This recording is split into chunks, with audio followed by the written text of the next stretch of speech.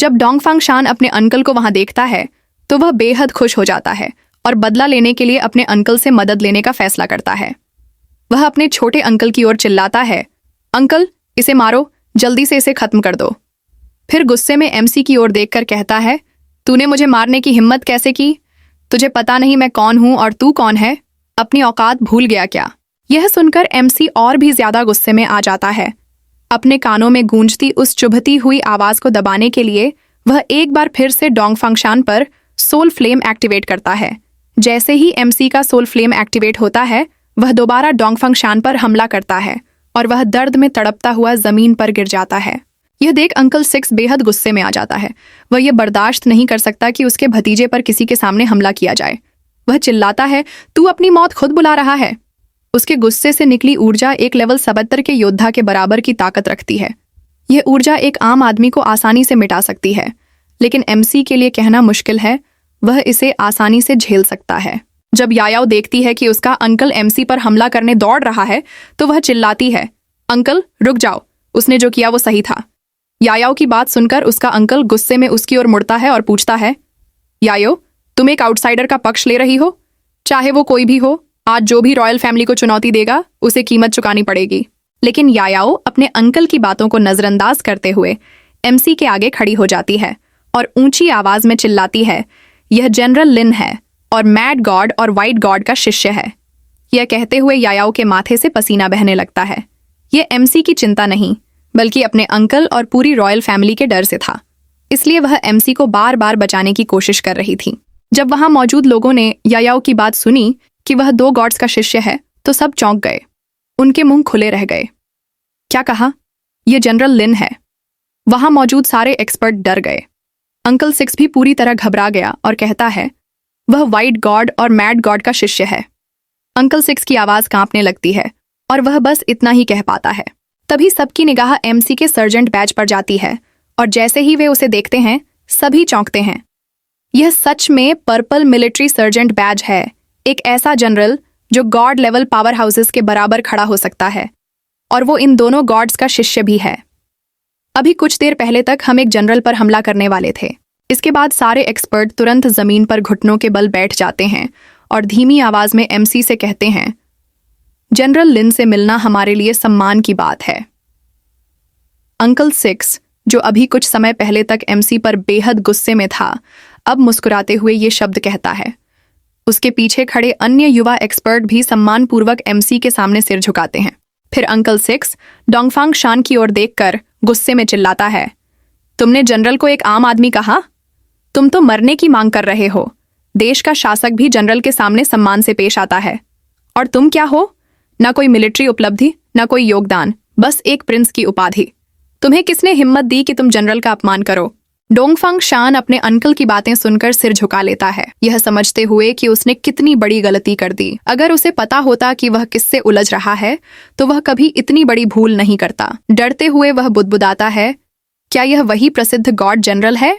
फिर यायाओ डोंगफांग शान की ओर घृणा से देखती है और कहती है, तुम किसी काम के नहीं हो, बस मुसीबत खड़ी करने में माहिर हो, यहाँ से दफा हो जाओ। यह कहकर वह एमसी के पास आती है और मुस्कुराते हुए कहती है, लिन मोयू, मुझे अफसोस है कि तुम्हें यह सब देखना पड़ा।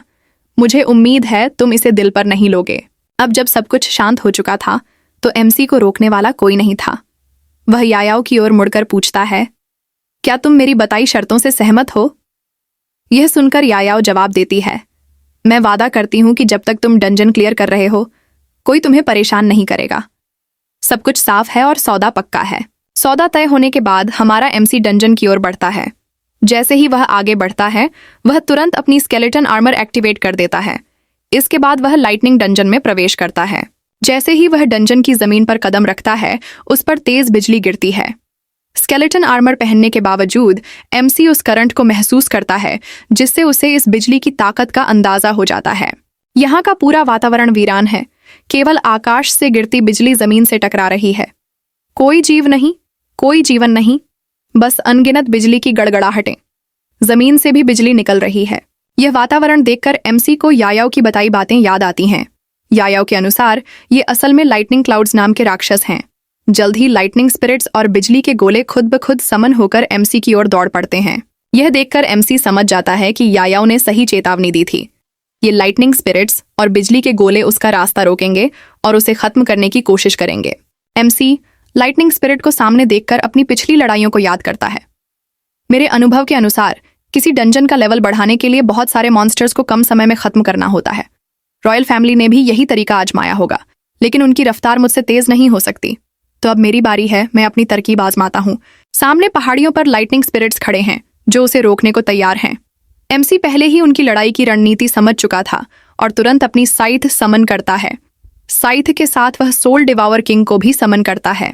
हम सब जानते हैं कि सोल डिवावरर किंग लेवल 50 पर है, जिसकी स्ट्रेंथ और एजिलिटी 40,000 है और कॉन्स्टिट्यूशन 50,000। उसकी स्किल्स में soul devourer second stance horrifying scream है। उसकी ट्रेट्स हैं ignore defence, ignore physical immunity और टीयर थ्रू ऑल। उसे समन करते ही एमसी कहता है, perfect. Soul devourer king physical immunity को इग्नोर कर सकता है और इसी के साथ वह लाइटनिंग स्पिरिट्स पर हमला करने को तैयार हो जाता है। एमसी बिना देर किए उसे आगे भेजता है और आदेश देता है कि वह लाइटनिंग थंडर स्पिरिट्स को कुचल दे। जैसे ही हमारा हीरो आदेश देता है, सोल डिवावरर किंग तेजी से लाइटनिंग स्पिरिट्स की ओर दौड़ पड़ता है। Thunder spirits soul devourer king को देखकर उस पर जोरदार लाइटनिंग बॉल्स फेंकना शुरू कर देते हैं। पहाड़ियों के बीच से और आकाश से लाइटनिंग बॉल्स उसके ऊपर गिरने लगते हैं। इन हमलों को देखकर सोल डिवावरर किंग जोर से दहाड़ता है। इस बीच हमारा हीरो अपने स्केलेटन सोल्जर्स को समन करता है और उन्हें सोल डिवावरर किंग की मदद के लिए भेज देता है। वह कुछ स्केलेटन मेजेस को भी भेजता है जो अपनी मैजिकल पावर्स से मदद करें। मेजेस मैजिकल बैरियर्स बनाकर लाइटनिंग स्पिरिट्स की ओर फेंकते हैं ताकि उनके हमलों को रोका जा सके। जब सोल डिवावरर किंग और स्पिरिट्स के बीच लड़ाई तेज हो जाती है, एमसी उन्हें लड़ने देता है और भरोसा करता है कि वे इसे संभाल लेंगे। 10 मिनट बाद हमारा हीरो डंजन में आगे बढ़ता है और एक ऐसे स्थान पर पहुंचता है जो उसे हैरान कर देता है। जैसा मैंने सोचा था, वह बुदबुदाता है। यायाओ के अनुसार वैली में घुसने पर रास्ते कई दिशाओं में बढ़ जाते हैं। एमसी इस नए क्षेत्र को देखकर गंभीर हो जाता है और फिर बोलता है, इन रास्तों में लाइटनिंग तत्व के मॉन्स्टर्स और ज्यादा ताकतवर हैं। हर टीम यहाँ असफल हुई है। वह अपने आसपास नजरें घुमाता है और सब कुछ जोड़ने लगता है। अब समझ में आया, वह बुदबुदाता है। वह चारों ओर देखता है और अंत में एक निष्कर्ष पर पहुंचता है। 6 लोगों की टीम और 6 रास्ते, मतलब हर व्यक्ति को एक रास्ता खुद साफ करना होता है, तभी वे बार बार असफल होते हैं। डंजन का पैटर्न समझते ही एमसी के चेहरे पर एक मुस्कान आ जाती है। संयोग से वह इसे समझ पाया था। वह तुरंत स्केलेटन्स को समन करता है। अब जब उसे लेआउट समझ में आ गया तो यह डंजन उसे मुश्किल नहीं लगता। स्केलेटन्स को समन कर वह उन्हें अलग अलग रास्तों पर भेज देता है। हर स्केलेटन एक अलग दिशा में जाता है और मैप दिखाता है कि वे सभी एक ही स्थान पर मिलेंगे। 10 मिनट बाद एमसी उस स्थान पर पहुंचता है जहां वह पहुंचना चाहता था। वहां कदम रखते ही वह कहता है, जैसा सोचा था सब कुछ वैसा ही हो रहा है। अनडेड लीजन पहले ही रास्ते के सभी मॉन्स्टर्स को खत्म कर चुकी थी, जिसका मतलब है कि डंजन अब जल्दी लेवल अप हो जाएगा। स्केलेटन्स ने अपने अपने रास्तों में मॉन्स्टर्स को हराकर अच्छे से प्रगति की। तभी एमसी जैसे ही यह बात कहता है, एक जबरदस्त बिजली डंजन पर गिरती है जिससे पूरा इलाका हिल जाता है। विशाल पत्थर बिजली की चपेट में आ जाते हैं। ऊर्जा के फैलते ही पूरा इलाका कांपने लगता है। ये देखकर एमसी कहता है, हो गया। उसे आश्चर्य होता है कि जो चीज पहाड़ लग रही थी वह असल में एक महल है जो वहां प्रकट हो रहा है। दूसरी ओर यायाओ, अंकल 6 और अन्य लोग बाहर खड़े हैं और यह सब देखकर हैरान रह जाते हैं। उनके चेहरे खुशी से चमक उठते हैं। यायाओ यह रूपांतरण देखकर कहती है, डंजन अपग्रेड हो गया। बाकी सब भी एक साथ चौंकते हुए कहते हैं, आखिरकार इतने वर्षों बाद डंजन अपग्रेड हो ही गया। तो दोस्तों, ये चैप्टर यहीं समाप्त होता है। आगे क्या होगा अगली बार पता करेंगे।